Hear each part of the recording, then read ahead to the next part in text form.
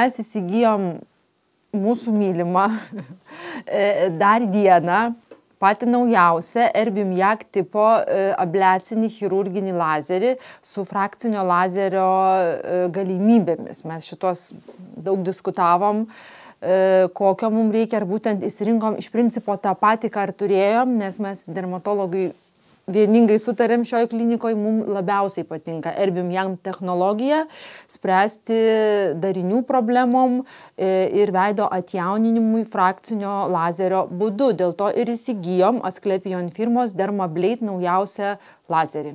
Šitas lazeris yra mūsų labiausiai dirbantis prietaisas, dėl to mes jau turim ir kelis, ir šitas naujausias mūsų prietaisas, jisai puikiai šalina įvairius odos nereikalingus priedus.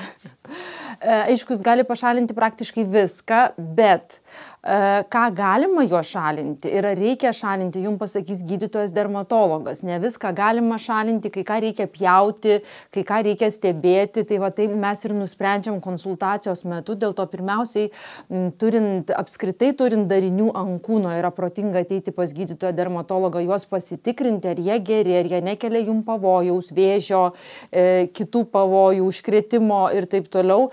Ir tada mes nusprendžiame, ir ką jūs galvojate, ar jūs norit kažko atsikratyti, galbūt mes matom, kad kažko reikia jums atsikratyti, tada dažniausiai pjaunam pakitusius displastinius apgamus, o jeigu nematom reikalo, bet jūs norite, tai mes galime darinius dažniausiai pašalinti lazeriu ir būtent šituo mūsų naujojų Dermablade lazeriu mes tai galim padaryti labai greitai, saugiai, mažai skausmingai ir randai lieka visada, tačiau su šituo lazeriu randėjimas nėra didelis.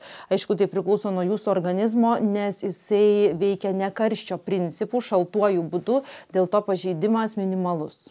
Na, frakcinis odos atjauninimas, resurfacing procedūra, tai yra odos atsluoksniavimas per tokį mikrotinklelį, frakcijas. Seniai dermatologijoje yra procedūra tokia egzistuoja ir jinai turi savo nišą.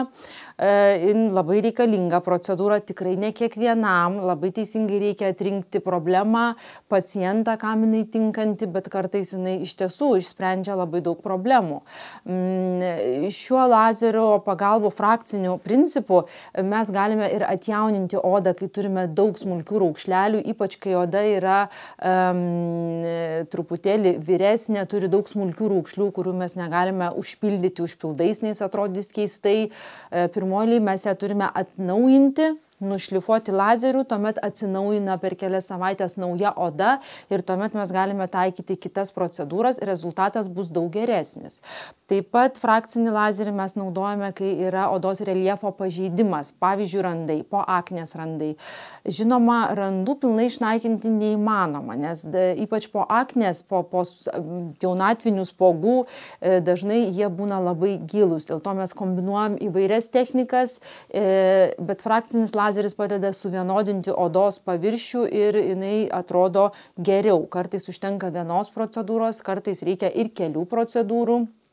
Taip pat mes galime naikinti paviršinius odos defektus su frakciniu lazeriu, taip pat strijos, nes strija yra toks kaip ir randas, bet irgi pilnai jinai neišnyks, reikia daug procedūrų, bet po procedūrų kurso strija pasidaro mažiau matoma. Šias procedūras mes galime atlikti įvairiais režimais. Kartais atliekama švelniau, kai reikia tokio vadinamo lazerinio pilingo, tiesiog stipresnio pilingo, pašalinti odos epidermio dalį, kad jinai greičiau regeneruotų. Kartais, kai gydom randus arba stipres, gilesnės raukšlelės, mes taikome pilną frakcinę abliaciją, kai mes daugiau odos pašalinam. Tai aišku, ir atsigavimas po procedūros gali būti nuo 3 dienų iki 2 savaičių. Ir šiai procedūrai yra labai svarbu apsauga nuo saulės, nes lazeris jisai vis tiek sukelia uždegimą odoje, taip jinai ir atsinaujina, mes to uždegimo neslopinam, mes jo norim, turi būti truputėlį blogai, kad paskui būtų gerai, kad oda atjaunėtų, sustangrėtų, sustiprėtų, būtų mažiau raukšlelių ir šviesesnė. Dėl to labai svarbu vengti saulės mėnesį, pageidautina iki 3-4 mėnesių po procedūros, nes uždegimas odoje taip pat skatina skatina ir melanocitų, tai yra pigmentinių odos ląstelių veiklą ir jos pradeda gaminti daugiau melanino. Bet frakcinė abliacija, lyginant su seniau naudota pilna abliacija, šito lazeriu mes galime ir pilnai nuimti visą odą, bet frakcinės abliacijos metu mes dažniausiai nuimam nuo 5 iki 20% per tinkliuką. Frakcinė abliacija palyginti mažai sukelia pigmentacijos problemų, lyginant su pilna abliacija. Ir šią procedūrą, frakcinio odos šlifavimą, mes taikom nebūtinai veide. Mes galim daryti ją kakle, dekoltės srityje, reikia nepamiršti rankų, nes jų oda irgi sensta, kinta, turi problemų. Taip pat ir veide mes galim daryti tam tikrom zonom, tik apie burną, tik apie akis. Aišku, darant veide zonomis reikia turėti omeny, kad po frakcinio lazerio procedūros mėnesį ar net kelis odos tekstūra skirsis. Ten, kur jin buvo gydyta ir ten, kur jin buvo neliesta. Tai bus, kur gydėm tokia kaip kūdikio oda, rausvesnė, naujesnė, šviežesnė, o kitur bus ta oda, kuri buvo prieš tai. Tai, šitą reikia turėti omeny, bet tikrai galime ir dalimis daryti šią procedūrą. Pas mus žmonės ateina dažniausiai su įvairiais dariniais, jų yra labai įvairių. Pats žmogus dažnai neskiria, jam nereikia skirti. Kartais jie ateina, sako man, tikrai bus vėžys, toks blogas ir niežti, toks negražus darinys. Tai dažniausiai tai būna gerybiniai odos dariniai, keratozės, paviršinio odos suragėjimai, seborėjinės keratozės atsirandančios gyvenimo eigoje, tai jas pašalinti lazeriu yra labai lengva. Kiti dariniai tokie ataugėlės odoje, kur žmonės dažnai galvoja, kad tai yra žmogaus papilomos virusas, sako, čia virusas, man reikia pašalinti papilomos, taip, liaudiškai jos vadinasi papilomos, kaip žmogaus papilomos virusas, bet nieko bendra su juo neturi pagal naujausius tyrimus.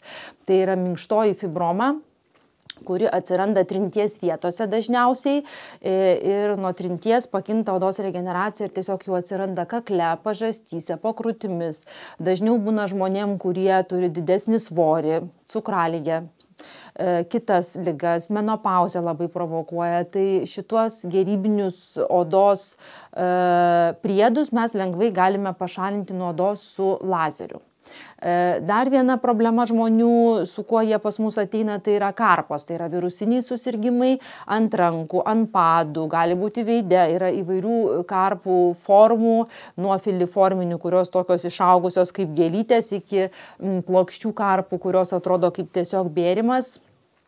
Tai karpas taip pat galima šalinti lazeriu, bet vėlgi čia jau mes konsultuojam pacientus dėl priežasčių, kad tai yra virusas ir lazeriai jokie viruso pačio jie negydo. Jie dezinfekuoja tą vietą, išnaikina defektą, bet virusas dažniausiai jau yra odoje ir aplinkui odoje negydytoje lazeriu jisai yra ir lazeris jo neišnaikins. Dėl to reikia rūpinti savo imunitetu, jį stiprinti, nes tik pats organizmas gali atsikratyti viruso. Dėl to mes galim panaikinti defektą, bet jūs turite dirbti kartu su mumis ir stiprinti savo imunitetą, kad tas defektas neataugtų, jeigu jis yra virusinis. Taip pat visi apgamai, kas auga ant odos, tiek iškilus, tiek neiškilus, dažniausiai žmonėms trukdo ir nerimą kelia iškilus apgamai, nes jie kliūna. Tai mes pirmoji visus odos darinius tyriam dermatoskopu ir matom jisai gerybinis, piktybinis, jeigu mums nekyla jokių įtarimų, kad jisai yra piktybinis, pakitęs, displastinis, mes jį galime pašalinti lazeriu. Vėlgi, ne visada, kartais gal gydytojas matys, kad tokią apgamą geriau pjauti, gal jis per didelis lazeriu, gal jo didelė ataugimo rizika, nes taip gali nutikti šalinant lazeriu, dėl to mes kartais siūlome jį pjauti, kad jis ir geras yra. Kitais atvejais mes jį galime pašalinti lazeriu. Dar vienas darinių tipas, dėl ko žmonės ateina, tai yra raudoni apgamai. Sako, tikriausiai bus blogas, nes jisai yra raudonas, iškilus, kraujuoja.